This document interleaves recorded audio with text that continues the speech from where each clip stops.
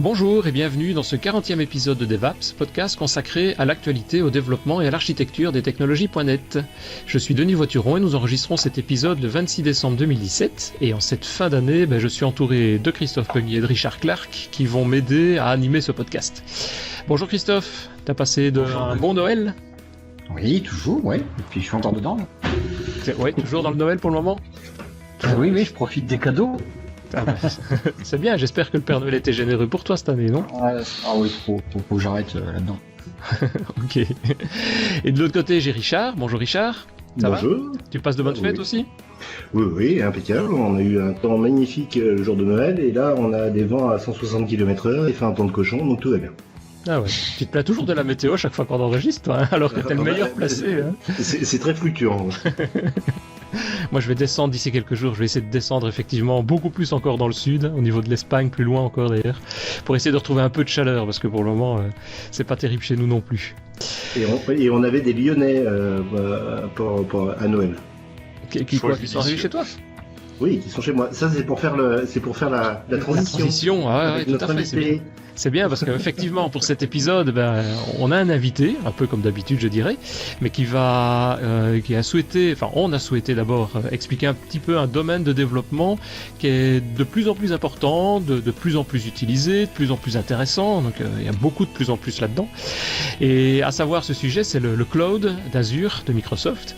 Et pour nous décrire un petit peu tout ça, notre invité du jour c'est Nicolas Clerc. Bonjour Nicolas, ça va bien ? Bonjour à tous. Ça va bien ? Oui, ça va.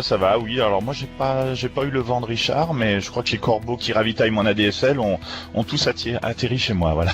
Pour le moment, ça a l'air d'aller en tout cas. ça va, on fait avec. On va continuer à croiser les doigts et voilà. Ça va. On va se retrouver d'ici quelques secondes pour démarrer ce sujet.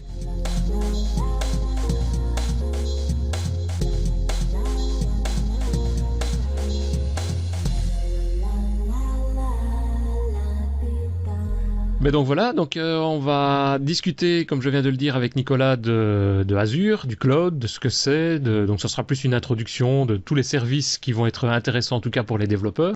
Mais peut-être avant de passer à cet aspect un peu plus technique, pratique des choses, je vais peut-être passer la main à Richard, si tu es d'accord Richard, pour présenter très rapidement un peu la carrière, on va dire, de Nicolas Clerc.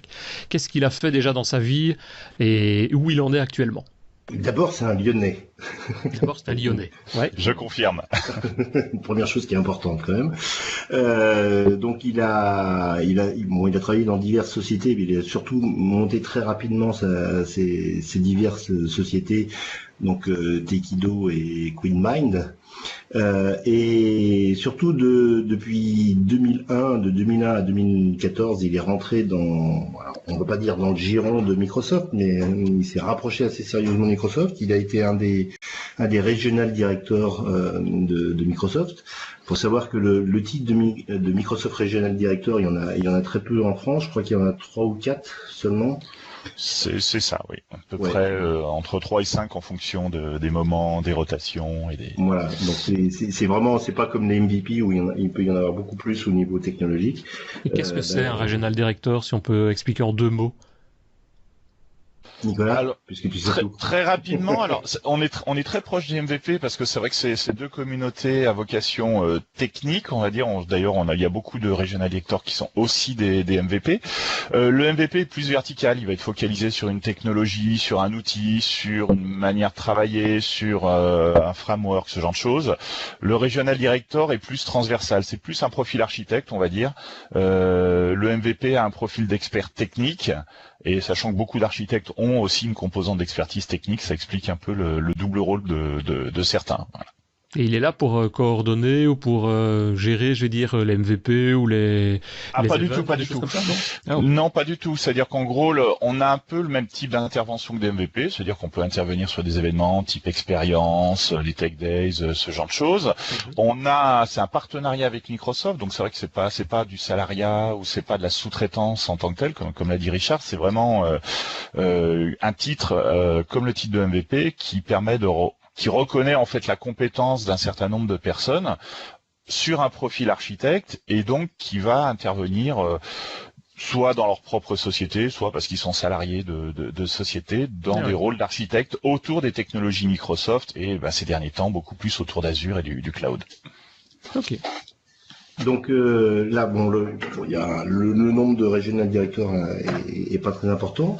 Le programme a un petit peu évolué. Bon, je suis pas vraiment tout à fait d'accord avec les dernières nominations, mais bon, on va pas venir là-dessus. On va pas être polémique, hein. Alors cette fin d'année, c'est la trêve de Noël, comme on dit. Et en 2014, tu m'as lâchement largué sur une mission pour être embauché chez Microsoft. Où dans un premier temps, donc, tu as été Microsoft architecte, donc tu travaillais sur différents projets. Alors là, tu nous expliqueras un petit peu plus en détail le rôle exact que tu avais là-dedans. Et puis, depuis 2016, tu es rentré en tant que évangéliste. Voilà. Ce serait intéressant d'ailleurs quelle est la différence entre les Microsoft architectes et les Microsoft technical évangélistes? Alors oui, donc je suis rentré chez Microsoft en 2014, donc ça fait 3 ans, parce que c'était en début novembre. Je suis rentré dans la division consulting en fait, chez MCS, donc la division conseil de Microsoft. Et là, j'avais le titre d'architecte cloud en fait, donc j'étais facturé, j'intervenais chez des clients qui avaient besoin d'un architecte parce qu'il y avait des projets. Et mon rôle, c'était de travailler avec ces clients pour définir comment aller dans Azure, comment structurer les services qu'ils allaient utiliser dans Azure, comment définir l'architecture Azure, l'architecture cloud, pour que leurs applications puissent basculer dans le cloud. Sur des clients de taille complètement différente. Ça pouvait être des petites structures, service, c'est quand même très souvent des clients assez importants. Ça peut être du monde bancaire, des grands cabinets comptables, voilà. Donc mon rôle, c'était vraiment de définir les services et comment les structurer pour que leurs applications fonctionnent dans Azure. Et c'est du conseil en général, je suppose. Conseil. Voilà, donc c'est du conseil, c'est du consulting classique comme tous les grands cabinets de conseil, sauf que c'est la division Microsoft qui fait ça. Donc on n'est jamais tout seul puisque très souvent on intervient avec des partenaires. C'est le rôle de cette division aussi, c'est pas de prendre des projets en lead complet, c'est de travailler en partenariat avec nos partenaires, les autres sociétés de services. Ouais. Donc j'ai fait ça pendant 2 ans et l'année dernière, donc en 2016, on va dire, je suis revenu à mes premières amours puisque en tant que regional director ou MVP, on fréquente énormément là une division qui s'appelait DPE, qui s'appelait DX et qui s'appelle maintenant en partie OCP, en partie CSE, on pourra en revenir dessus, en tant que technical evangelist. Donc en gros, je continue à faire un peu le même type de job, à savoir cloud architect, mais de manière un peu différente, et au lieu de travailler en mode conseil facturé à la journée traditionnel, je travaille plus en mode accompagnement, évangélisation donc de nos partenaires, des éditeurs de logiciels, à l'usage d'Azure. Donc ça peut être ceux qui connaissent pas du tout, leur expliquer comment marche Azure, comment est pensé Azure pour commencer à mettre le pied dedans, ou alors des partenaires qui ont déjà commencé à basculer dans Azure et qui veulent aller plus loin. Et donc là, dans ce cas-là, on se focalise sur l'optimisation ou la mise en œuvre de services un peu plus avancés dans Azure. Donc tu es effectivement la personne vraiment dédiée à ce qu'on veut aborder aujourd'hui comme sujet, c'est de présenter ce que c'est Azure. Présenter, mettre en œuvre, mettre le pied à l'étrier et s'assurer que les gens commencent correctement, que les fondations sont solides. Ouais. Et après, le but, c'est que mes partenaires, mes clients, en fait, prennent leur autonomie, me voient de moins en moins et de moins en moins besoin de moi, et soient autonomes sur Azure. Voilà. C'est un peu l'objectif du podcast qu'on enregistre aussi, c'est de présenter effectivement les technos. Donc, vas-y, dis-nous ce que c'est. Attends, stop. C'est pas un peu prétentieux en 1 heure de vouloir présenter Azure? Alors, c'est très prétentieux. Bonne question. Ouais. On est 4 personnes compétentes, donc on va essayer. Non, c'est vrai qu'Azure, c'est un ensemble de services. Avant, chez Microsoft, on avait la gamme de logiciels boîtes. On achetait des boîtes, on achetait des ISO, on déployait les serveurs. Maintenant, on a un ensemble de services cloud. Je crois qu'on a une centaine de services cloud dans Azure disponibles, soit un peu plus que ce qu'on avait en boîte ISO. Donc, faire le tour en 1 heure de ce qu'il y a dans Azure, c'est extrêmement prétentieux, extrêmement ambitieux. Le but, c'est quand même de poser les bases et puis que si tout le monde a retenu quelque chose à la fin du podcast, je serais très content. Ouais. Dis-nous alors un peu qu'est-ce que c'est Azure, d'où ça vient, pourquoi. Alors Azure, c'est notre cloud public. Microsoft a on va dire un passif dans la gestion des data centers depuis plus de 20 ans, puisqu'on a avant Azure, il y avait les services Xbox Live, il y avait Hotmail, il y avait Office Online, plus nous en interne aussi nos besoins pour les équipes de dev, pour les équipes internes, pour les équipes commerciales. Donc on avait déjà nous nos gestions de data center, on va dire traditionnel, et petit à petit en fait est apparu le besoin d'avoir des ressources de plus en plus automatisées, de plus en plus managées, d'ouvrir vers l'extérieur, donc vers nos clients, vers nos partenaires, l'accès à nos data centers. Donc dans un premier temps, ça a été à travers un certain nombre de services packagés, qu'on appellerait maintenant des services SaaS, c'est-à-dire Outlook.com, Hotmail.com, Office Online, ce genre de choses. Et puis petit à petit, on a migré ça vers d'une simple utilisation de logiciels en ligne ou hébergement de VM vers des clouds sur lesquels on va avoir tout un ensemble de services, de briques applicatives en fait.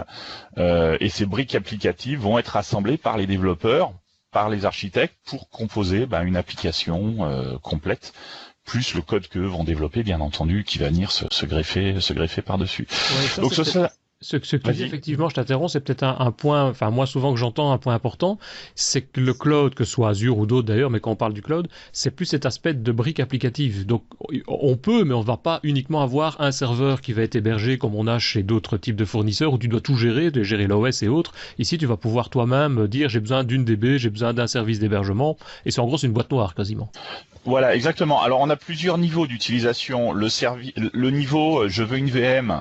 Et puis c'est moi qui gère mon OS, je fais ce que je veux dessus, on l'a. Ouais, sauf qu'on va avoir tout un ensemble de fonctionnalités qui gravitent autour de ce qu'on appelle du IaaS, donc de la VM traditionnelle, comme les backups automatisés, comme la réplication de disques automatisée, comme du failover automatique, qui sont beaucoup plus simples à mettre en œuvre que sur un data center traditionnel. Et on va avoir du failover. Ah, pardon, oui, c'est vrai que j'emploie beaucoup d'anglicismes, faut pas hésiter. Oui, tout à l'heure j'ai entendu plein de trucs là. Voilà. Le failover, c'est typiquement, j'ai une base de données et je souhaite qu'elle soit hautement disponible, c'est-à-dire en gros disponible même quand j'ai des soucis qui interviennent sur mon data center, et du coup je vais avoir une base de données, une instance de ma base de données qui tourne par exemple en Europe, et puis je vais en avoir une copie en attente, soit dans un autre data center, soit dans un autre endroit du même data center, soit dans un autre pays où la base est en attente. Donc ce qu'on appelle failover, c'est que j'ai la première qui va prendre toutes les requêtes qui arrivent, et puis quand un souci se produit sur cette base-là, pour une raison X, on va avoir automatiquement une bascule vers une autre base de données qui est en attente et qui était maintenue synchronisée. D'accord. Justement, est-ce que ça coïncide avec la disponibilité ? Alors, ça joue dans la disponibilité, parce que si ta base de données n'est disponible qu'à un seul endroit, tant qu'elle fonctionne, tout va bien. Le jour où il y a un souci, ton application n'est plus disponible. Même si la partie web continue à fonctionner, elle ne pourra pas répondre aux requêtes, elle va pas marcher. Donc le fait de dupliquer la base de données, de la recopier ailleurs, fait que ton application, si tu l'as codée comme ça aussi, va être capable de dire tiens, j'ai la première base de données principale qui est pas disponible, pouf, je vais me reconnecter automatiquement à la deuxième parce que je sais que j'en ai une deuxième qui était en attente et qui prend le relais quand il y a un souci. Donc on pourra avoir un 100% de disponibilité ? Alors le 100% n'est pas garanti. N'est en aucun cas garanti. Par contre, on peut en pensant correctement l'architecture applicative, donc en pensant son application pour le cloud et en utilisant les services adéquats derrière, comme la réplication de base de données, comme tu viens de dire, comme on va dire le load balancing, donc la répartition de charges sur les serveurs web, on peut arriver à avoir des applications qui sont virtuellement en fonctionnement continu. Dans ce cas-là, ça voudrait dire que pour que l'application s'arrête, il faudrait que tous les data centers ou que tous les connectiques réseaux tombent en panne en même temps au même moment. Donc la probabilité est faible, mais elle existe. Donc c'est pour ça qu'on peut pas dire qu'une disponibilité à 100% n'est pas c'est pas honnête de garantir ça, voilà. Ça voudrait dire que ce qui est arrivé à OVH 2 fois de suite il y a pas longtemps, ça serait très rare chez Microsoft ? Alors les soucis arrivent, on a eu quelques soucis il y a quelques années, ça faut pas dire, on peut pas dire le contraire non plus. Après les soucis spécifiquement qu'il y a eu au VH, ils ont eu, autant que je me souvienne, alors j'ai pas forcément tous les détails en tête, donc faudra pas prendre. Ils ont un bug dans le logiciel, je crois. Voilà, alors là c'était par rapport au bed disk qu'ils utilisent, donc je crois que de tête il y avait un souci sur le bed disk qui n'était plus maintenu ou qui était en dehors de la période de support et du coup il y a eu un problème de réactivité à ce niveau-là. Il y a eu un autre souci avec de la connectique réseau aussi sur les routeurs, je crois, en parallèle. Donc ils n'ont pas eu de chance parce qu'ils ont cumulé un certain nombre de problèmes en même temps. Leur générateur de secours ne s'est pas mis en marche, troisièmement. Voilà, et leur générateur de secours à cause d'une panne EDF. Voilà. Donc alors l'origine du souci, pourquoi ils n'ont pas démarré, ça je peux pas vous le dire, je suis pas dans le secret des dieux. Maintenant c'est vrai que l'utilisation d'un cloud provider, Azure ou n'importe quel autre, si on déploie dessus l'application à la mode traditionnelle, en mode papa, c'est-à-dire j'ai un serveur web, une base de données, puis c'est tout. Le jour où il y a un souci sur cette infrastructure-là, ça peut arriver, on perd l'application. L'application ne répond plus. Les données vont pas être perdues, mais l'application ne répond plus. Si on pense son application pour tenir compte des clouds qui ont plusieurs data centers et plusieurs régions, l'application en elle-même aurait pu réagir correctement à ces indisponibilités et s'adapter et réagir correctement. Ce qui n'a pas été le cas de beaucoup d'applications, si j'ai suivi. Maintenant, les gens qui ont déployé leurs applications sur plusieurs data centers OVH, puisqu'ils en ont quelques-uns autres qu'autour de Paris et Roubaix, il y a le Canada de tête, si je me souviens bien, ont potentiellement eu moins d'inconvénients s'ils avaient pensé leur architecture applicative correctement.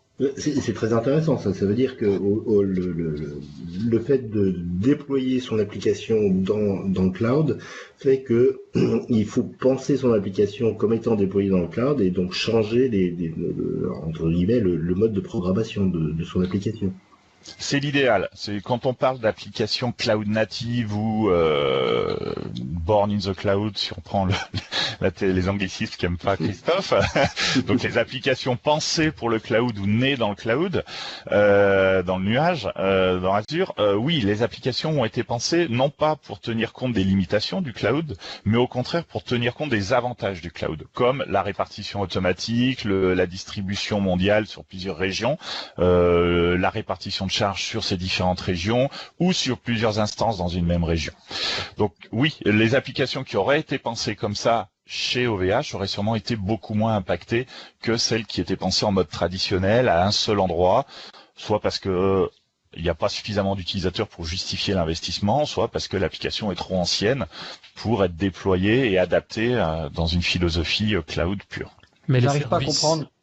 Les services que Microsoft propose, donc des services vraiment d'accès aux bases de données, d'accès à un site web et des choses comme ça, tous les services dont on va peut-être parler par après, en général, ils sont tous dans ce mode démultiplication, dédoublement, je veux dire, des instances dans les différents data centers, non? Il faut vraiment prendre des choses de base, des modes de test ou de développement. Dès qu'on est en version, entre guillemets, standard, d'Office, on a cet aspect-là. Voilà, alors Office, on va dire, il y a trois façons de voir le cloud. Il y a la façon, je veux des VM, et moi je gère la VM et l'application que je mets dessus. Donc très souvent, c'est des anciennes applications, des applications qui ne sont pas forcément pensées pour le cloud, et c'est ce type d'application qui, la plupart du temps, ne supporte pas trop les soucis, genre problème réseau, problème de groupe électrogène qui démarre pas ou problème de coupure de courant, parce qu'on n'a pas de redondance applicative. On a deuxième famille de services, qui sont les services PaaS, Platform as a Service. Au lieu d'utiliser une VM et de tout configurer pour héberger notre application web, je vais utiliser un service destiné à faire de l'hébergement d'applications web, App Service Plan, les web apps dans Azure. Et là, dans ce cas-là, oui, on a tout un ensemble de fonctionnalités, de reprise automatique, de redondance automatique, voire de répartition de charges automatique entre plusieurs régions quand on configure ça correctement. Le déploiement peut être automatisé aussi, c'est-à-dire qu'en gros, j'ai mon appli qui arrive dans GitHub automatiquement, mais mes services d'hébergement applicatif vont se mettre à jour à partir de la dernière version qui a été mise dans GitHub ou dans TFS ou Visual Studio Online, tout dépend du service utilisé. Donc, utiliser les services PaaS, oui, permet d'aller beaucoup plus rapidement vers des applications qu'on va dire cloud ready ou cloud native. La contrepartie, c'est que l'application doit être capable de supporter ce type de fonctionnement. Très souvent, c'est des applications web stateless, sans état. Ça veut dire que les applications web qui persistent localement sur le serveur web des données, sont pas adaptés à ce type de fonctionnement-là, puisque par définition, les instances, on va pouvoir en rajouter, en enlever sans problème dans le pass, sauf que si on stocke des données localement, on perd ces données-là. Donc il faut que les applications aient été pensées pour être stateless, et dans ce cas-là, on peut les déployer sur des web apps, moyennant des tests, bien entendu, surtout si l'appli est ancienne. Et là, dans ce cas-là, oui, on se rapproche d'applications, on va dire, hautement disponibles par rapport à l'usage et l'utilisateur qui va l'utiliser. Ok. Et quand tu parles d'application web app, tu peux dire ce que c'est? Qu'est-ce que ça comprend? Oui, alors le web app, les web apps dans Azure, c'est le service, on va dire, d'hébergement d'applications web. Un des plus utilisés, c'est un des services PaaS les plus puissants aussi. Alors du coup, c'est ici. Là, donc, c'est les quelques grosses briques des services qui intéressent les développeurs très très rapidement. La web app, c'est ce qui va permettre d'héberger une application web. Alors web, pas forcément des technos Microsoft. Alors, bien entendu, .NET est supporté, .NET Core aussi, mais aussi du Node.js, du Java, du PHP ou d'autres types de langages. Donc ça me permet de rebondir sur un des points. Azure, même si c'est un service, c'est le cloud Microsoft, en termes de technologie vis-à-vis du développeur, on est complètement ouvert. C'est-à-dire qu'on n'est en aucun cas obligé de faire du .NET sur du Windows. On a exactement la même qualité de support avec du Node.js sur du Linux, du Node.js sur du Windows, du PHP sur Windows ou sur Linux. Donc on a vraiment, ça a été un changement assez. Moi j'étais bluffé, je savais pas, excusez-moi, je suis peut-être très novice, mais j'étais bluffé qu'on pouvait avoir des scripts PHP et des .NET sur le même hébergement en fait. Ça m'a scotché cette histoire. Ouais, c'est ça. C'est juste des options. Quand tu dis on peut mettre du PHP, on peut mettre du Node.js, on peut mettre de l'ASP.NET. En gros, c'est le même web app, le même site, mais tu as des options simplement que tu viens activer ou désactiver, c'est ça, hein? Exactement. C'est fou ça. En fait, il y a un énorme travail qui a été fait. Les web apps, ça fait partie des services qui ont le plus évolué, qui ont le plus de fonctionnalités dans Azure. Quand on regarde la liste de tout ce qu'on peut faire avec des web apps, c'est phénoménal et très souvent, c'est vraiment un service assez bluffant quand on fait des présentations parce que très rapidement, on peut faire des choses qui sont très très très performantes, très simples à utiliser, qui s'intègrent à quasiment je veux pas dire toutes les technos de développement parce que il y en a quelques-unes qui sont vraiment anciennes, qui seront pas supportées, mais toutes les principales technologies, Python que j'ai oublié, Ruby, sont supportées sur quasiment tous les services. Donc on est vraiment, il y a vraiment eu dans la conception même du service la volonté de dissocier la technologie de développement utilisée par le développeur des services fournis par la plateforme. Le backup, on backupera du Node, on backupera du Python ou du .NET de la même manière. Si on utilise les fonctionnalités d'A/B testing, donc qui permet de tester une nouvelle version de l'application avant de la déployer de manière généralisée, c'est pareil, ça fonctionnera quelle que soit la technologie de développement. Donc il y a vraiment cette dissociation entre le service qu'on rend au développeur et la technologie qu'utilise le développeur pour écrire son application. Ouais, c'est ça. Et une question, moi, je sais pas si tu sauras ou tu pourras répondre, je ne sais pas, hein, ça dépend, Christophe, le savoir et le pouvoir, mais chaque fois, c'est belge ou français. Voilà, on me reprend là-dessus. Mais en termes de pérennité de service, c'est souvent le genre de question qu'on me demande, c'est comment? Non, vas-y. Non, je dis, est-ce que Microsoft apporte quelque chose ou propose une solution sur ça? Parce qu'ici, on parle, oui, effectivement, on a du Node.js, on a du Python, etc., du PHP, mais dans une version X, je vais dire au départ. Est-ce qu'il y a une garantie que cette version-là va toujours être disponible ou une compatibilité dans des versions supérieures ou, enfin, je veux dire, je sais bien que par exemple, il y a quelques années, on avait des versions, j'invente n'importe quoi, mais de type Office. On savait que si une version Office, telle version sortait, pendant 5 ans, on avait un support Microsoft pour pouvoir répondre à nos problèmes, quoi. Il y a le même genre de fonctionnalité ou de support chez Microsoft au niveau d'Azure? Alors, la première chose, c'est que quand on passe dans le cloud, on change d'espace-temps. Tout va beaucoup plus vite. Et y compris la notion de support et d'évolution technologique. Donc là, on parle des différents frameworks de développement. L'exemple, c'est on s'engage. Alors là, il faudrait regarder les conditions générales d'utilisation exactement. J'ai pas forcément tout en tête, mais globalement, pour chaque version majeure d'une plateforme de développement, on garde les 2 déclinaisons les plus utilisées. Ah oui, on va avoir les 2 dernières versions de Java avec pour chaque version les 2 sous-versions les plus utilisées. PHP c'est pareil, Node c'est pareil, Ruby c'est pareil. Donc ce qui veut dire qu'en fait on a un engagement quand même par rapport, on va pas du jour au lendemain passer de la version 6 à la 7 et obliger tout le monde à passer à la version 7, sachant qu'il peut y avoir des incompatibilités applicatives, ce genre de choses. On est quand même développeur à la base, donc on prend en compte ce genre de choses. Par contre, c'est vrai qu'on va pas garantir que pendant 10 ans, telle version explicite sera systématiquement disponible. Donc ça veut dire que les développeurs, dans leur manière d'appréhender la dépendance à un framework ou à une plateforme applicative, ils doivent faire un peu abstraction des spécificités d'une version très précise. C'est un peu difficile au début parce qu'il y a beaucoup d'applications, je pense notamment à Java, qui ont été tunées aux petits oignons pour une version bien précise de Java et à tort ou à raison, les développeurs ne veulent pas en changer. Voilà.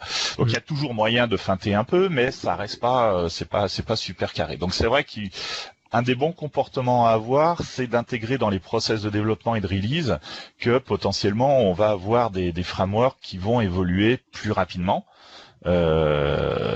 Pour soit parce qu'il y a une nouvelle release majeure qui est arrivée, soit aussi pour des problèmes de sécurité parfois, parce que c'est vrai que sur des plateformes open source, il peut y avoir des bugs majeurs qui sont découverts, et à un moment ou à un autre, la version qui était en ligne, qu'on proposait en runtime, on va plus la proposer parce qu'elle est buggée, et il faut passer à une version plus récente pour éliminer ces soucis de sécurité. Donc c'est valable pour .NET aussi, c'est le même principe de fonctionnement.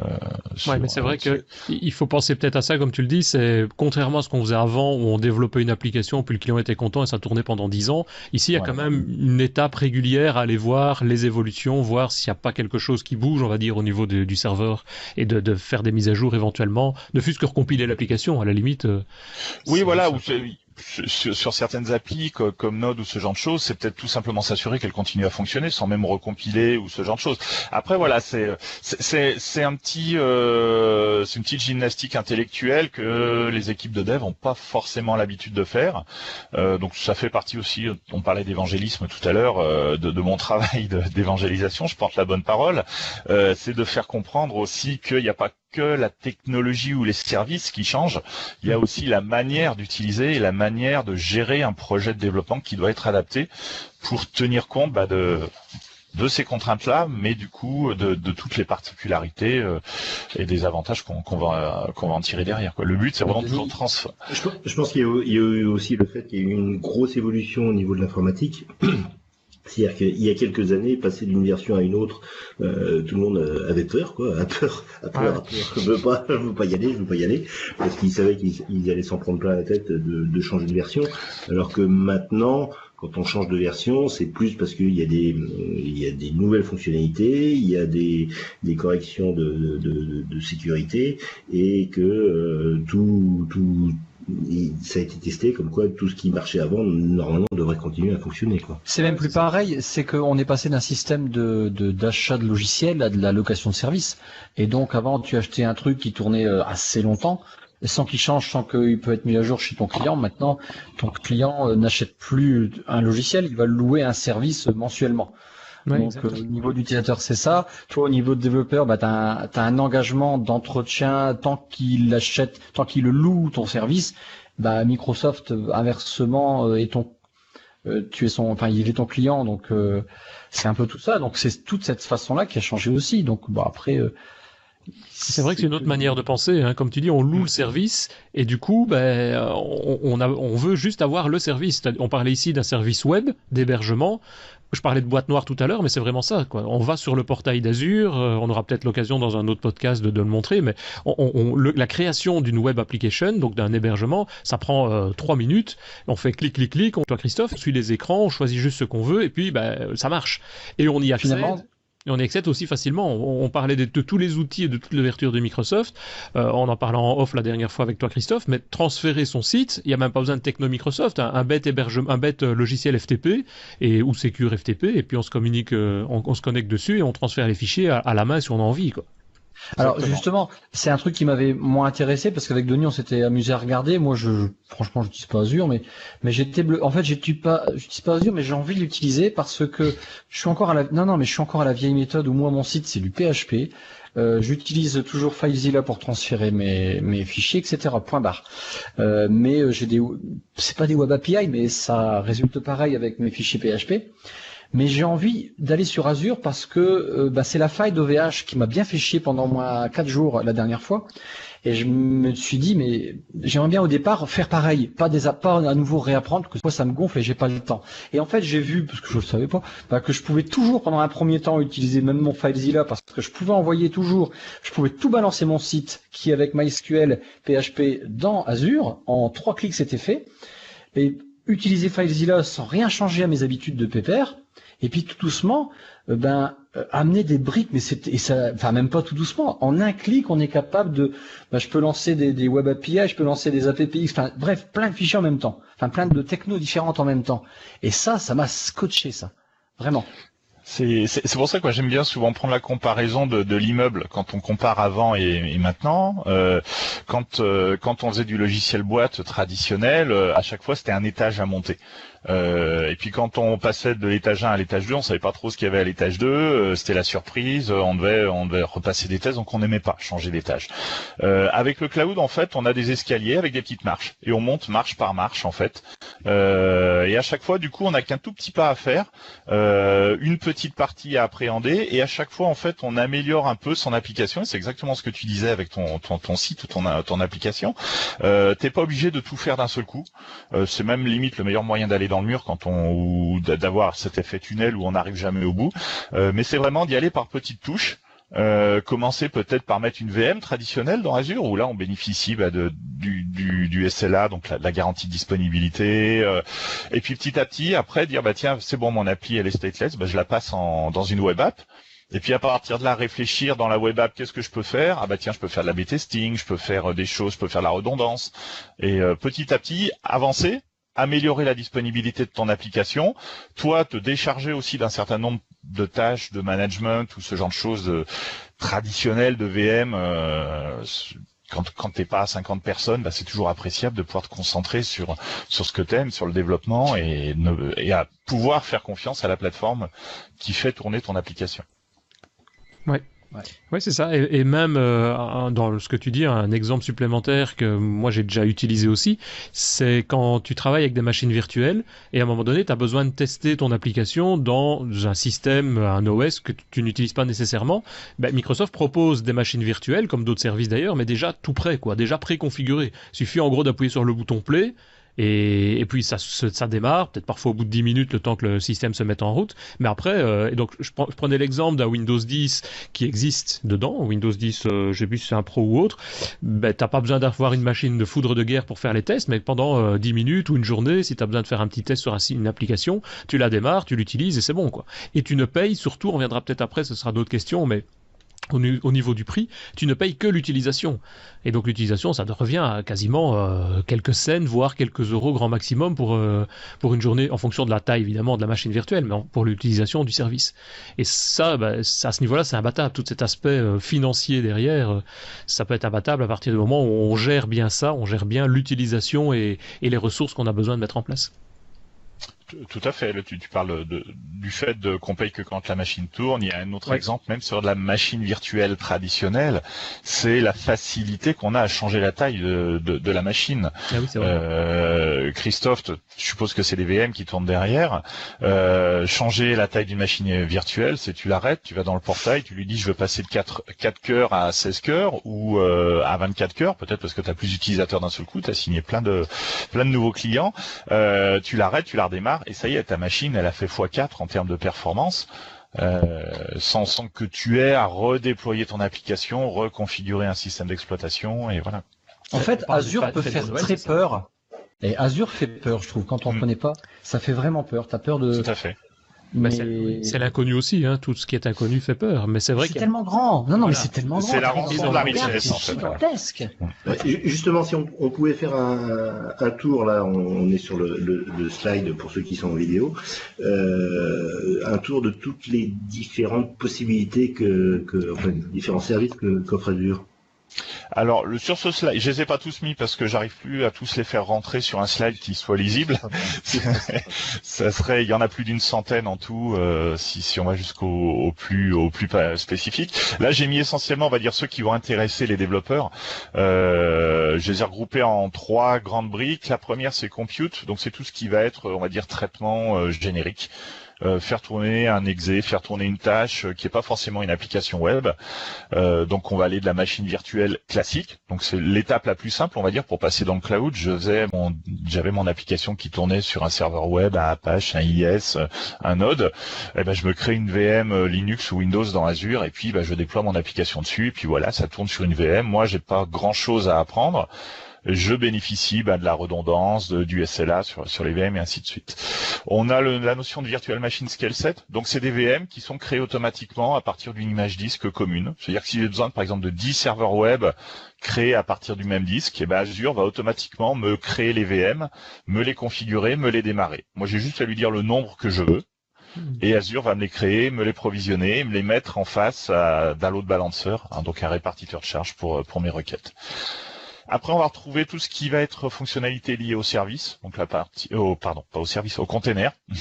Donc les fameux containers Docker ou les containers Windows. On a dans Azure tout un ensemble de fonctionnalités destinées à faire tourner des containers ou gérer des clusters Docker, des clusters Kubernetes pour faire tourner tous ces containers. Service Fabric, qui est une des briques pour faire du microservice et du container ou du service, de l'actor model aussi. Les cloud services. Alors les cloud services, c'est un peu particulier. Ça existe toujours. D'ailleurs, on parlait tout à l'heure de pérennité des services dans Azure. C'est un exemple. Cloud service, ça a été un des tout premiers services d'hébergement applicatif disponible dans Azure. En 2008, si je me souviens bien, date de la première preview d'Azure, on avait déjà les cloud services, les web roles et les worker roles pour les plus anciens qui ont touché. Voilà, et ils sont toujours là. Ils fonctionnent toujours, on a toujours des services qui tournent dans des worker roles, dans des web roles. Voilà, c'était les 3 premiers services disponibles dans Azure. Les cloud services, il y avait le storage, donc le stockage, et il y avait une base de données à l'époque qui n'était pas relationnelle, qui était aussi disponible dans Azure, qui a disparu. SQL Database est arrivé et CosmoDB, DocumentDB est revenu par la suite derrière. Ouais. Des fonctionnalités, on va dire serverless. Serverless, ça veut dire que vous pensez votre application sans avoir à vous soucier de dans quoi elle va tourner, dans quel serveur web, dans quel VM. On se contente d'écrire un bout de code pour réagir à un événement. C'est la fonction. Et on se contente de déployer notre fonction dans Azure. Azure va se charger derrière de créer les bonnes VM, de trouver les ressources de calcul pour faire exécuter notre traitement.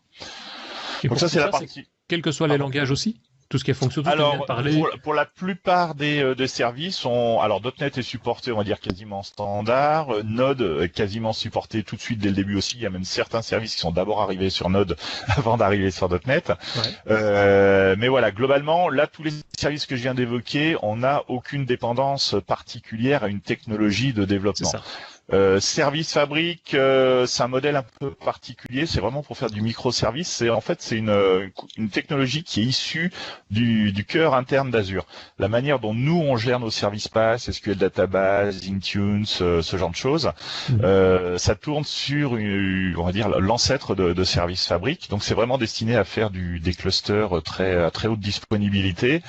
Donc Service Fabric supporte nativement .NET et Java. Voilà, c'est les deux technologies supportées par Service Fabric. Après, on peut faire tourner des exécutables écrits dans d'autres technologies, mais on a une intégration un peu moins fine à la plateforme en fait. Voilà. Donc ça, c'est la partie compute générique. Ça peut être n'importe quel type de traitement. Ça, je laisse l'imagination des développeurs, on va voir ce qu'on peut faire avec. Après, si on se focalise plus sur des applications web, donc hébergement de sites web ou d'API REST. Donc là, on a tout un ensemble de fonctionnalités spécifiques pour ce type d'application. Web app qu'on a déjà évoqué, application web qui retourne du HTML. Les mobile apps, c'est tout ce qui va être back-end d'application mobile. C'est-à-dire quand on a une application mobile, on a un ensemble de fonctionnalités à peu près communes comme l'authentification, persistance de données liées au profil utilisateur. Et ben on a un service qui permet de faciliter l'écriture de ce type d'application. API Apps, c'est des applications web mais orientées API REST. Voilà, donc ça permet d'avoir des fonctionnalités spécifiques aux API. Logic Apps, c'est tout ce qui va être workflow. Enchaînement de tâches, donc on construit graphiquement un workflow avec potentiellement des conditions, des boucles. Voilà, c'est un peu le if else then if then else. Je sais plus exactement. IFT. Voilà. Il y a une application mobile. D'ailleurs, c'est graphique. On peut assembler des briques. Voilà. Après le CDN, c'est un cache pour distribuer des fichiers au plus proche des utilisateurs. Azure Search qui va permettre de faire de l'indexation de contenu. C'est un moteur d'indexation multifacette. Et Media Service qui là, c'est tout un ensemble de fonctionnalités et de services destinés au traitement du média, audio, vidéo. Donc ça peut être de l'encodage vidéo, du streaming vidéo avec gestion des DRM, du streaming live aussi. Donc il y a quelques belles références là sur Media Service autour des JO, notamment aux États-Unis où je sais plus quelle chaîne de télé américaine streamait les médias, les JO avec du Media Service en fait derrière. Donc, si on veut lancer un concurrent de YouTube, c'est avec ça qu'il faut y aller. Tu peux y aller avec Media Service. Pour être franc, YouTube, ça fait 10 ans qu'ils optimisent à fond leur moteur, la moindre petite ligne de code chez eux. Ils cherchent, à moins d'avoir l'idée fonctionnelle de génie qui va faire paraître YouTube comme un ancêtre. Si on joue que sur la partie technique, c'est peut-être un autre service qu'on cherchera à concurrencer. Voilà, donc ça c'est pour la partie web et mobile. Puis je rentre pas dans le détail de chaque service parce que sinon je crois on fera des podcasts individuels sur chaque. Voilà, exactement. Je pense que ça peut être super intéressant avec des exemples d'applis, ce genre de choses. La partie container que j'ai déjà évoqué tout à l'heure, donc ça c'est un des gros axes de développement aussi au niveau d'Azure, c'est faciliter la création d'infrastructures à base de containers. Donc container Docker sous Linux ou container Windows, bien entendu sous Windows, les deux sont supportés en standard. Et donc ça c'est pour héberger nos applications, et en dessous la brique qui s'appelle développeur service, on va dire c'est plus des services qui sont pas destinés à faire tourner des applications en tant que telles, mais qui sont destinés à simplifier la vie aux développeurs, notamment quand on parle d'initiative DevOps, en fait vraiment faire de la remontée en continu d'informations à partir de la production, intégrer ces infos-là, corriger les applications, les rediffuser. Donc ça va de Visual Studio Team Service, donc là c'est l'outil d'ALM, donc gestion de code source, automatisation des tests, automatisation des builds, déploiement automatisé.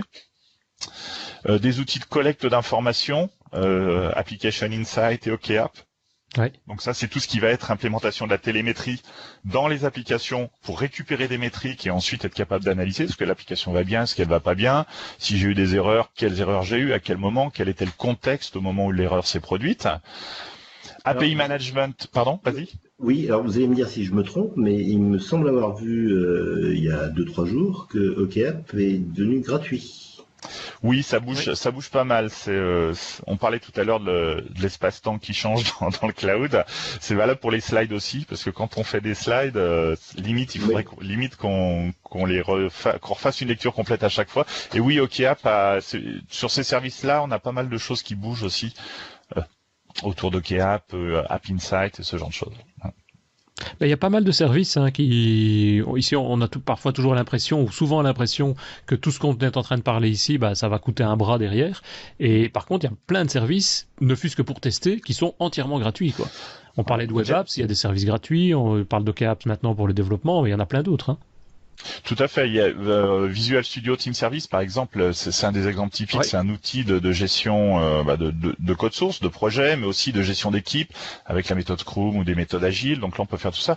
Le premier niveau, il y a 5 utilisateurs, c'est gratuit. Donc n'importe qui peut se créer un compte Visual Studio Team Service et commencer à faire de l'ALM, à faire du DevOps sans avoir à débourser un centime. Après, si on grossit ou qu'on veut des ressources dédiées, oui, il faut payer les ressources qui sont mises derrière.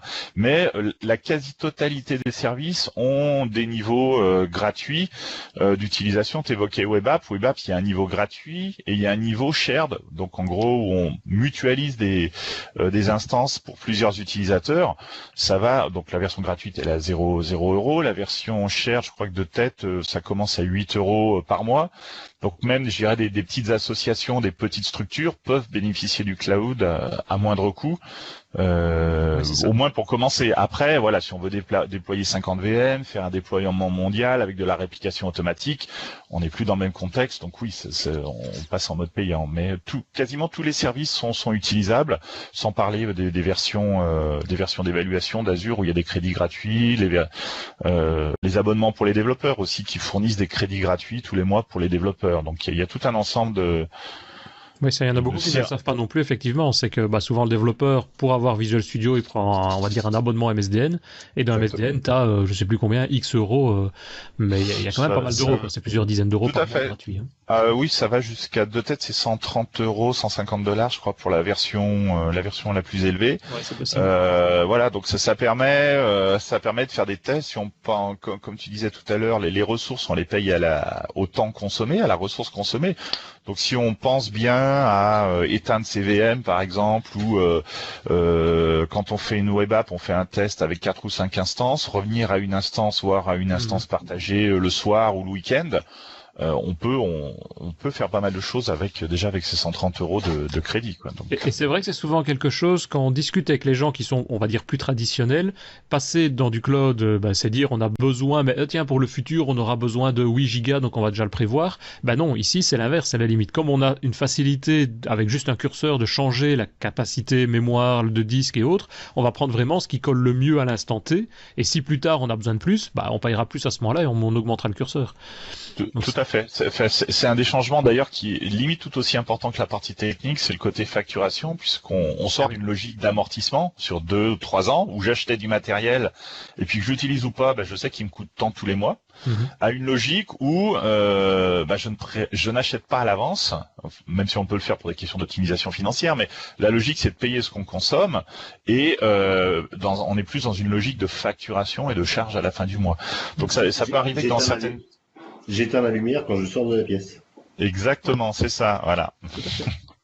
C'est exactement le même principe, ouais. On le mettra peut-être dans les notes, mais j'avais repéré, il y a le site, je crois que c'est azuremicrosoft.com/free, qui te donne la liste de tous les services gratuits. Il y en a des gratuits tout le temps, je veux dire, et il y a certains qui sont gratuits pendant 1 an, donc pour tester, et puis il y a tous les services payants derrière, en fonction évidemment de ce qu'on veut avoir. Quand on a besoin de quelque chose de gratuit, c'est plus pour faire des tests, du développement ou des choses comme ça. Si on a besoin d'avoir du vrai support, là forcément il faut payer les gens qui supportent derrière tout ça, quoi. Ça me paraît logique. Ok. Et oui, peut-être dans les éléments qui sont là, donc tu parlais d'Azure Function, tu sais, moi, c'est plus un sujet moi qui m'intéresse, mais qu'est-ce que c'est ? Qu'est-ce qu'on peut faire avec ? On met du code et puis ça fait quoi ? Ça s'enclenche à intervalles réguliers ? Ça fait quoi ? À la base, c'est un bout de code qu'on va mettre quelque part et le faire exécuter avec un certain nombre de déclencheurs. Ça peut être un déclencheur basé sur une durée. Enfin, pardon, pas une durée, un horodotage. Voilà, c'était le mot que je cherchais en français. Oui. Donc, je vais dire, tiens, ce bout de code-là, je veux qu'il s'exécute tous les jours, toutes les heures, toutes les minutes. On peut avoir d'autres déclencheurs, c'est-à-dire que le déclencheur, on va dire, oula, je sais pas si c'était moi qui... un déclencheur peut être par exemple, tiens, j'ai un message qui vient d'arriver dans une queue, dans une file de messages dans mon stockage. Si on commence à aller vers des architectures à base de files de messages, on a un bout de code et on va paramétrer ce bout de code pour dire tiens, quand j'ai un message qui arrive dans la file nouvel utilisateur, là je prends ce message là, tu le passes à mon code il va faire son rôle métier. par exemple, aller créer des informations dans la base de données, Ouais. et terminer. Donc, au lieu d'avoir une application, on va dire un projet applicatif dans lequel on va peut-être avoir des dizaines de classes, des dizaines de pages web, ce genre de choses, on va aller vers une application qui elle-même va être décomposée en sous-applications très light, très léger, qui peut avoir son propre cycle de vie. Donc, c'est-à-dire que je peux déployer une fonction sans toucher aux autres, adapter son fonctionnement, corriger un bug. Donc, ça permet d'avoir une granularité très fine en termes de développement, mais aussi une granularité très fine en termes de montée en charge, de scalabilité. Si je reprends l'anglicisme pas beau, où je vais pouvoir dire, bah tiens, cette fonction-là, elle va pouvoir, vu qu'elle va être exécutée quand un déclencheur se produit, bah, quand j'ai aucun déclencheur qui arrive, aucun événement, j'ai rien qui s'exécute. Ça me coûte rien. Et si j'ai 300 ou 400 événements qui arrivent simultanément, alors je vais peut-être pas mettre 300 ou 400 fonctions en même temps, mais je vais peut-être avoir 10 ou 15 instances des fonctions qui vont monter en mémoire et qui vont traiter les événements au fil de l'eau, tant qu'il y a des événements à traiter en fait. Donc on a une application avec ce type de service qui devient intrinsèquement alors scalable, et en français c'est pas forcément facile à traduire à chaque fois, intrinsèquement capable de monter en charge, voilà, c'est moins joli. Extensible, je sais pas comment on peut dire. Voilà, extensible, qui monte en charge, automatiquement. Voilà, c'est peut-être ce qui se rapproche le plus. By design quoi. Par la conception même de l'application et par les services qu'on utilise, on n'a pas à se poser la question est-ce que je vais monter en charge. Ouais. Ok. Donc c'est relativement, on parlait tout à l'heure au tout début des applications cloud native ou cloud ready. Là, on est vraiment dans de l'application cloud native, c'est-à-dire qui utilise des services pensés pour le cloud et qui tire bénéfice du cloud justement. Mm-hmm. Voilà. Ouais. Des questions, vous, Richard et Christophe, peut-être sur les services ou sur autre chose ici? Non, pas spécialement. Pas dans les médias. Bon, ok. J'attendais la suite avec impatience. Voilà, on te laisse continuer. Alors, Nicolas, je ne sais pas sur quoi tu veux que je passe au niveau des slides. Non, là-dessus, sur la partie développeur service, il y a une brique qui est assez intéressante. On parlait tout à l'heure d'optimisation des coûts pour les développeurs, de penser à éteindre la lumière.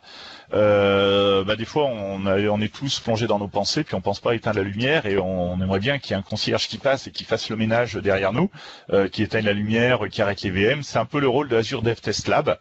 C'est un service qui est destiné aux développeurs, c'est bien Dev Test, pour faire du dev et du test, et dans lequel le développeur peut facilement créer des instances pour faire des tests, valider un bout de code, lancer un test de charge par exemple, et le service en lui-même va se charger de faire le ménage automatiquement au bout d'un certain temps, que ce soit supprimer des VM, arrêter des VM, ce genre de choses, pour justement limiter les coûts sur les environnements de dev test. Le développeur qui part en vacances pour 15 jours et qui oublie d'éteindre sa VM 32 cœurs avec 4 GPU, là on va lui éteindre le soir à 19h et puis voilà quoi. Il la rallume pas. Sinon il revient pas. Hein. Ah oui, là je crois que on lui enverra la facture et voilà. Bon, je prenais l'exemple parce que c'est vrai que c'est des très grosses VM là que j'évoquais, mais voilà, c'est valable. Après c'est comme tout, c'est une VM qui est éteinte la nuit, c'est 10 heures sur 24, c'est 30% de coût en moins. C'est tout bête, mais voilà, à la fin du mois, c'est 30% de moins sur la facture. Ouais. Donc c'est des choses qui sont très intéressantes, choses qui n'étaient pas faisables quand on achetait le matériel, puisque le matériel, on le payait, on l'amortissait, on gagnait juste à la marge parce qu'on avait un peu moins d'électricité ou de clim qui tournait, mais le gain était à la marge quand on éteignait. On peut avoir un cloud écologique qui nous dit, voilà, vous venez d'éviter cette empreinte carbone de... C'est une bonne idée, ça, tiens, transformer Bah oui, justement. Voilà. C'est pas bête. Non, il y a pas ça pour le moment. Le cloud écologique, les data centers sont quand même c'est des monstres en termes de consommation énergétique. Ceci dit, pour avoir la même puissance que ce qu'on a dans les data centers d'Azure, si on mettait à côté toutes les machines qu'on a tous chacun chez soi, on consommerait 5 à 10 fois plus d'énergie. Donc oui, le cloud est plus écologique dans le sens où tout est fait pour que le data center soit le plus économe possible en énergie. On parle de PUE, c'est de power, la puissance restituée par rapport à la puissance énergétique consommée. Et l'idéal, c'est d'arriver à 1. C'est-à-dire que quand je consomme 1 kilowatt d'électricité, je restitue 1 kilowatt en puissance de calcul. On n'y arrivera jamais parce que ça voudrait dire qu'il n'y a aucune déperdition entre les deux. Mais le but, c'est de se rapprocher de ce 1 et c'est clairement vital pour tous les clouds, parce que ça permet de baisser les coûts. Et puis tôt ou tard, il y aura aussi des réglementations écologiques qui font qu'on ne pourra pas se permettre de gaspiller l'énergie à tort et à travers. Donc oui, en éteignant les VM, on contribue à sauver la banquise. Et Microsoft met à jour régulièrement. Je pense pratiquement, un data center, c'est quoi? C'est un ensemble de containers, hein, enfin style des containers entièrement câblés. C'est pas ça que j'avais vu? Alors, tu l'as bien vu. En fait, voilà, les data centers, parce qu'en fait, dans Azure, c'est vrai qu'on est passé très rapidement sur la carte qu'il y avait au tout début. Limite, tu peux la remettre. La remettre, voilà, comme ça, je pourrai en parler. Dans Azure, on va d'abord parler de régions. Donc, les points bleus, c'est des régions. Donc, en fait, c'est des régions de déploiement. C'est-à-dire, quand vous allez créer un service ou déployer une application, vous allez dire je veux la déployer sur un de ces points bleus. Ça peut être West Europe, North Europe, aux États-Unis, tous les points du monde qui sont voilà. Et à l'intérieur de chacun de ces points bleus, on peut avoir plusieurs data centers. Je prends l'exemple de ceux qui ont été ouverts la semaine dernière en France. France centrale, qui se situe autour de la région parisienne, on a 3 data centers distincts. Donc on a physiquement en tout 42 régions, ce qui fait plus d'une centaine de data centers physiques. Et à l'intérieur de ces data centers, on a bien entendu des serveurs, des racks, des baies de stockage, ce genre de choses. Et en fait, la logique interne, on les fait tourner, c'est-à-dire qu'ils sont constamment en train d'être mis à jour. Ils sont agrandis aussi quand il y a de la place. Et de toute façon, le hardware est régulièrement mis à jour, upgradé. Les hardware les plus anciens sont décommissionnés, sont retirés, remplacés par du hardware plus récent, et on fait tourner ainsi de suite. Donc le but, c'est à chaque fois au mètre carré d'augmenter la puissance de calcul disponible, tout en réduisant cette fameuse consommation énergétique, en augmentant l'utilisation d'énergie verte aussi, donc tout ce qui est éolien, barrage, solaire. Voilà. Donc la localisation de ces data centers est stratégique aussi, parce que le but, c'est d'optimiser le coût de fonctionnement au maximum. À Dublin, par exemple, le data center, il est placé dans une zone très ventée, et on bénéficie donc du vent pour rafraîchir le data center. Donc on a beaucoup moins de consommation de climatisation à Dublin que, par exemple, aux data centers qui vont être au Brésil ou qui vont être en Amérique du Sud, qui eux sont des zones un peu plus chaudes. Donc ça peut expliquer que parfois, d'une région à l'autre, on peut avoir des différences de coûts sur certains services de quelques centimes, pas forcément énormes, mais ça peut arriver que le compute coûte plus cher, par exemple, dans une région chaude que dans une région froide, parce qu'il faut climatiser le data center, que la climatisation va consommer plus d'énergie, va nécessiter plus d'équipement et va fournir un coût, va générer un coût supplémentaire pour le data center. Ouais, on parlait de la France, donc il y a plusieurs data centers, mais donc il y a un Azure France qui est en train, je vois, il est sur le slide, il est mis en preview, donc il est toujours en phase d'évaluation, de test, etc. Je suppose, c'est ça? Alors, on l'a ouvert la semaine dernière, donc il était en test interne depuis quelques temps, il a été ouvert en preview, c'est-à-dire donc en gros en bêta, pour faire simple, à un certain nombre de partenaires, donc moi j'en accompagne quelques-uns dessus. Quand on ouvre en fait un data center en preview, c'est-à-dire qu'en gros, il n'y a pas forcément tous les services disponibles dessus. On les gère quand même exactement comme les autres data centers. C'est-à-dire que c'est pas parce qu'ils sont en preview qu'on va moins bien s'en occuper que ceux qui sont en disponibilité commerciale. Mais on n'a pas forcément tous les services. Donc au fur et à mesure de l'avancée des tests, on ouvre des nouveaux services sur ces régions en question.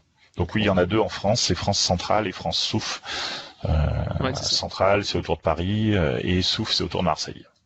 Et on a déjà une idée, ou tu sais nous dire, c'est prévu pour jusque quand cette version preview? C'est-à-dire à partir de quand on pourrait dire, tiens, on aura une version, grand public, une version utilisable pour tout le monde en production, quoi. Alors là, le critère est simple, il faut qu'on ait atteint la qualité production.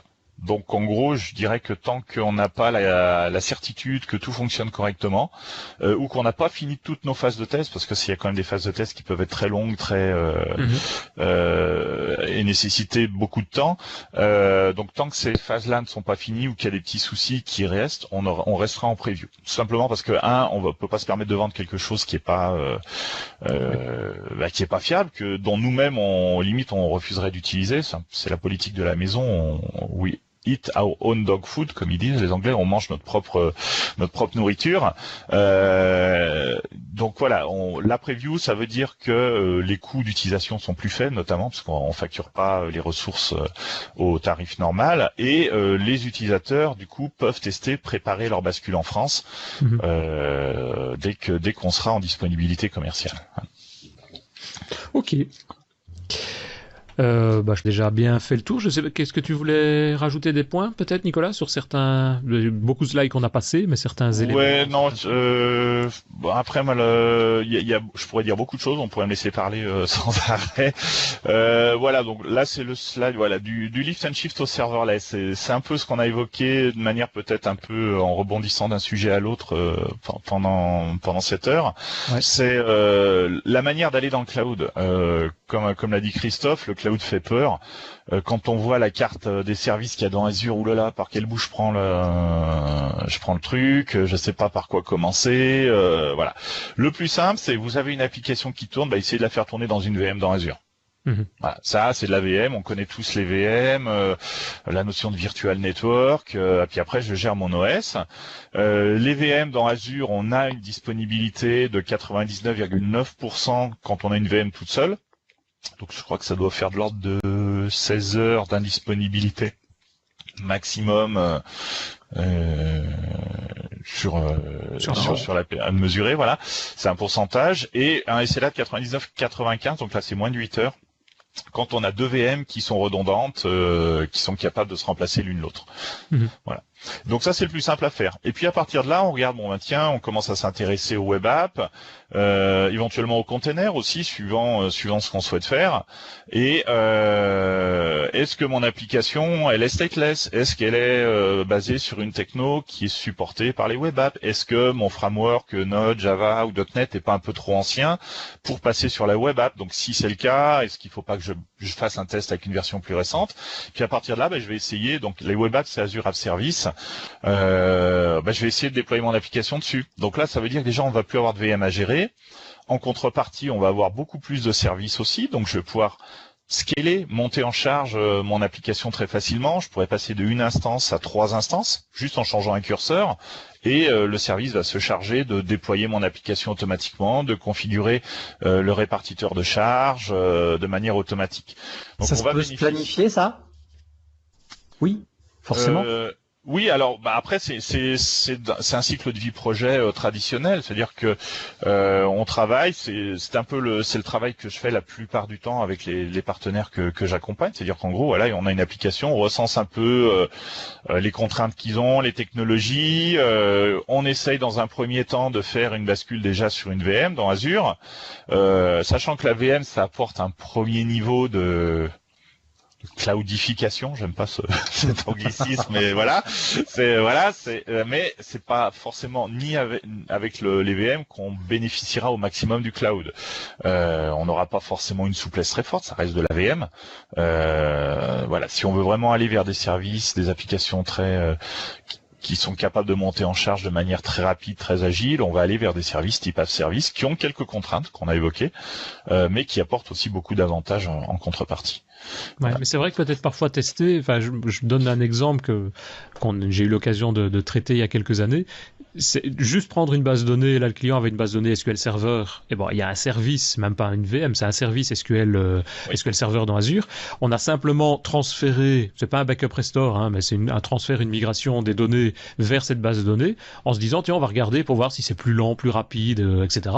Techniquement ça fonctionnait parce que c'est le même SQL Server, on n'avait pas de particularité, et on a été étonné que c'était plus rapide alors qu'on passait par l'internet, alors que de l'autre côté il était quasiment réseau local.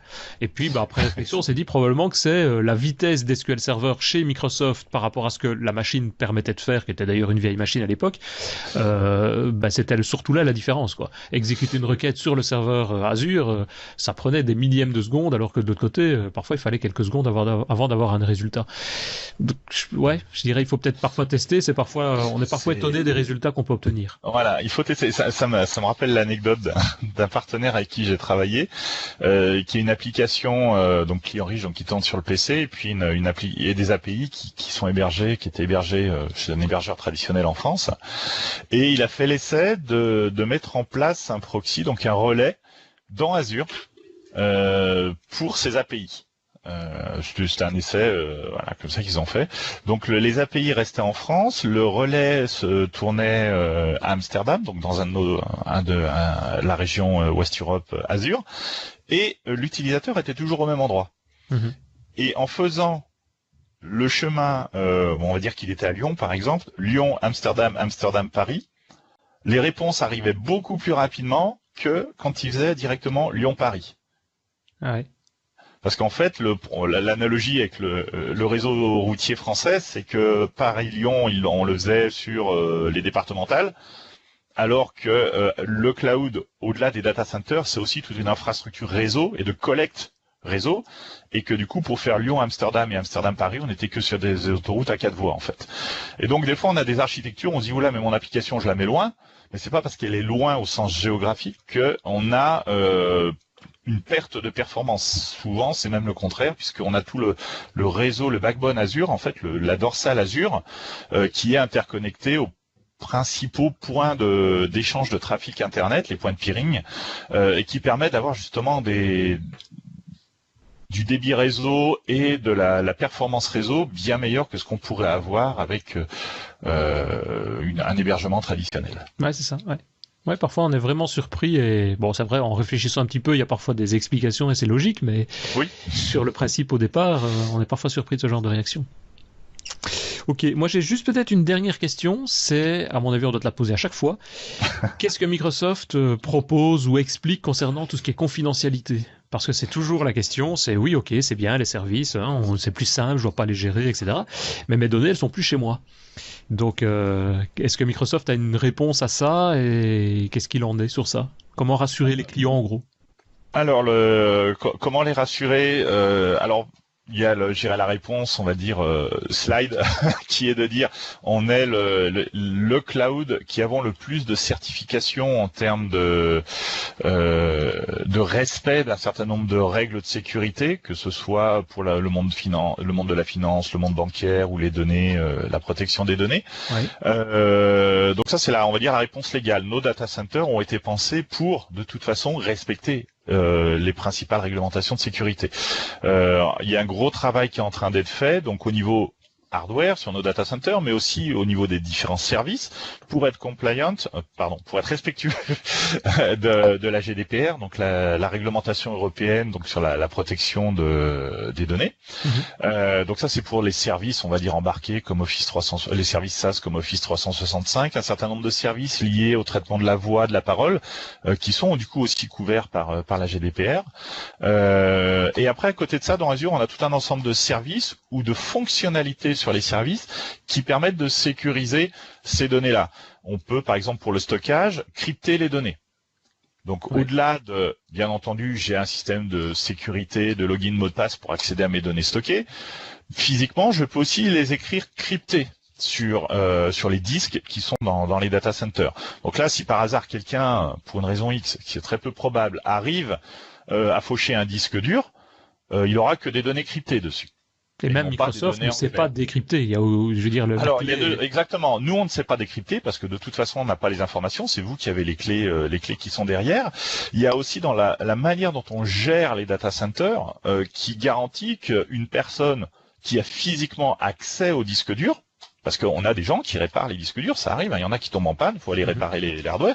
Ces gens-là n'ont en aucun cas accès aux données des utilisateurs qui pourraient dire bah tiens la société Tartampion a ses disques durs qui sont à tel endroit et tel endroit. Tom Cruise il peut venir et il trouvera rien quoi. Voilà, alors Tom Cruise il faudrait qu'il corrompe les 3/4 du personnel pour arriver à mettre bout à bout toutes les informations pour retrouver tout ça, sachant qu'en plus après il y a les procédures de sécurité qui font que quelqu'un qui rentre peut pas ressortir s'il a du matériel en plus sur lui ou en moins sur lui d'ailleurs. Donc il y a tout un ensemble de, c'est pas juste le service en tant que tel, c'est aussi tout un ensemble de procédures adaptées au service, à la gestion de ces data centers qui fait qu'on a la sécurité. Le service ultime, c'est celui qui s'appelle Key Vault en fait. C'est du matériel dédié qui est destiné à stocker des clés de sécurité, des certificats ou toutes les informations sensibles de votre application, des credentials, des logins, mots de passe, ce genre de choses, stockés dans du matériel spécifique et qui peut être éventuellement synchronisé avec un boîtier physique que vous avez chez vous. Donc ce qu'on appelle un HSM, Hardware Security Module. Et ce qui fait que physiquement, les informations de sécurité ne sont que chez vous. C'est-à-dire qu'il suffit que vous débranchiez votre HSM et puis du coup l'application, enfin les services qui tournent dans Azure n'ont plus accès aux credentials et ne peuvent plus fonctionner. Voilà. Donc il y a une réponse technique, il y a une réponse, on va dire hardware, et il y a la réponse sur les process aussi en interne qui font que on arrive à garantir une sécurité maximale sur les data centers. Après, au-delà, j'évoquais tout à l'heure la notion de réglementation. On a des régions qui sont à vocation, on va dire continentale. Par exemple, celle qui s'appelle West Europe et North Europe, on va dire vise toutes les sociétés européennes au sens CE. Et puis après, on a des data centers, on va dire nationaux. Je veux pas dire non, c'est pas le mot. Enfin, qui visent un public local entre guillemets. Par exemple, les 2 régions qu'on a en Angleterre, UK, sont aussi certifiées par rapport à des réglementations spécifiques à l'Angleterre. Il y a ça pour l'Allemagne aussi, je pense, non? L'Allemagne, c'est un cas un petit peu différent, je vais l'évoquer juste après. La France, ça va être pareil. C'est-à-dire qu'en gros, bien entendu, on respecte les standards internationaux mondiaux, mais en même temps, on va supporter certaines réglementations propres à la France. Tout comme aux États-Unis, les data centers américains supportent les réglementations liées au stockage des données de santé américaines. Donc on a vraiment ce côté, on s'adapte au marché local aussi justement pour permettre l'accessibilité maximale du cloud public à tout type de métier en fait.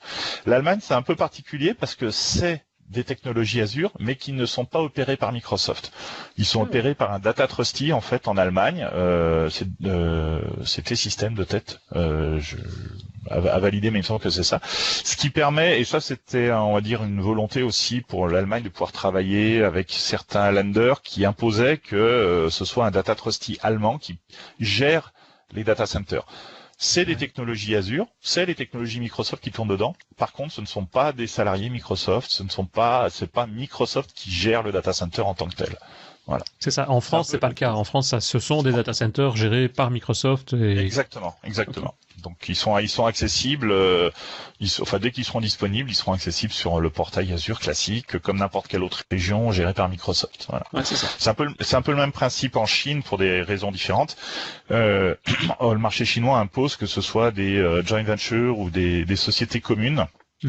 À majorité chinoise qui pilote ce type d'infrastructure. Donc la Chine, c'est le même principe. On a 2 régions en Chine qui sont pilotées par C21 Vianet, la société, donc qui gère les data centers, et c'est des services Azure qui sont déployés dessus, les technologies Azure qui sont déployées dessus. Ok. J'ai juste une dernière petite question, vraiment une question très bête. J'ai un client, sa volonté c'est de rester dans son réseau à lui. Donc on ne peut accéder à ses applications que en faisant un accès VPN. Donc ces applications sont forcément hébergées entre guillemets chez lui. Est-ce qu'il y a possibilité de privatiser une partie entre guillemets d'Azure, c'est-à-dire d'avoir un réseau Azure à l'intérieur qui serait intégré dans son propre réseau? Alors tu peux tout à fait, dans Azure tu fais ce que tu veux, c'est en aucun cas l'obligation d'avoir des applications publiques. Tu peux avoir des applications 100% privées dans Azure, donc qui sont sur leur propre réseau virtuel, qui ne voient qu'elles, et dans ce cas-là, interconnecter ce réseau virtuel que tu as dans Azure, donc cette infrastructure cloud que tu as déployée dans Azure, avec un réseau local, avec le site principal de ton entreprise. Donc tu as 2 manières de faire, soit avec un VPN classique. Donc là, tu configures un VPN côté Azure, tu configures le point d'accès VPN de ton côté, et puis ça y est, tes deux réseaux, ton réseau physique local et ton réseau virtuel dans Azure est connecté. Donc là, ça reste du VPN, donc ça passe à travers l'Internet public, tu peux avoir les aléas de la connexion traditionnelle, ou alors tu peux carrément louer une connexion dédiée entre ton site physique et une région Azure. Donc ça, c'est le service ExpressRoute qui permet de faire ça.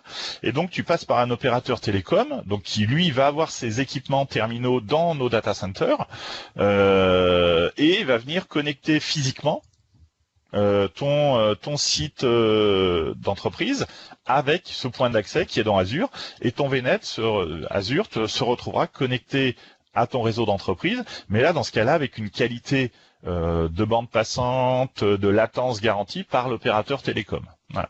D'accord. Ok, ben, je pense qu'on a déjà bien fait une bonne introduction, hein, on a bien avancé là-dessus. Je ne sais pas si Nicolas, tu voulais rajouter quelque chose sur tout ça. Alors là, on a passé un peu rapidement sur les patterns, éventuellement on y reviendra une autre fois, mais voilà, là c'est un petit raccourci. On ne t'invite plus, hein. Oh zut, moi je suis bien ici. Il y a encore plein de sujets. Voilà.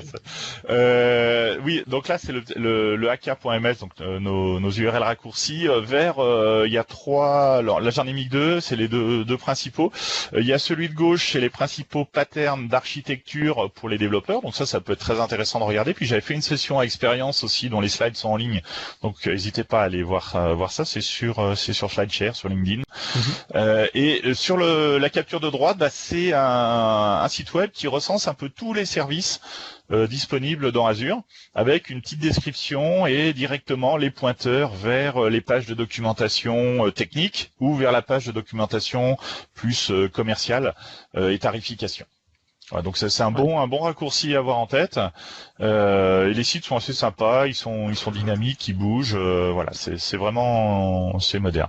Et sinon, il y a un lien que je veux mentionner, c'est doc.microsoft.com, qui est le nouveau point d'entrée pour tout ce qui est documentation Microsoft, et notamment la partie Azure qui est super bien faite et c'est une mine d'informations pour le développeur. Ouais. Et le lien dont tu parles ici, c'était aka.ms/Azure Interactive avec S. Interactive. Voilà. Et c'est vrai que je connaissais pas, j'ai été voir, c'est vraiment pas mal. Toutes ces petites vignettes qui s'ouvrent avec le petite description, c'est vraiment cool. Voilà, c'est le côté un peu, c'est ce qu'on disait, c'est comment aborder Azure, comment savoir ce que font les services. Ce site-là ne fait pas peur. Et permet de savoir très rapidement le positionnement de chacun des services, donc ça permet d'avoir un abord sans a priori sur la complexité d'Azure. Ouais, tout à fait. Ok, parfait. Eh ben, je pense, messieurs, qu'on arrive ainsi à la fin de cet épisode. Hein. On aurait dû faire cet épisode sur Azure, je pense, beaucoup plus tôt, car c'est en tout cas très intéressant et il y a plein de services qu'on doit déjà utiliser depuis déjà quelques mois, quelques années. Mais il y a tellement de sujets encore à présenter de toute façon. Donc, un grand merci à toi, Nicolas, pour cette présentation, cette discussion.